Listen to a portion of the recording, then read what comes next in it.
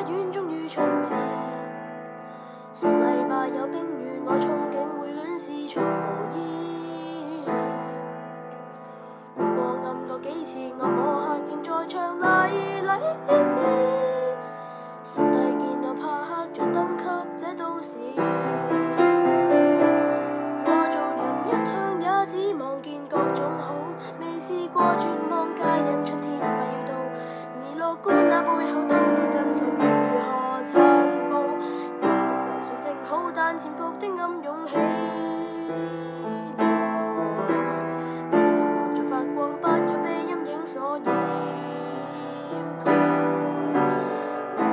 正中陰暗面的秘密都同時掀開，想找個正好之處，再讓我一個去愛我。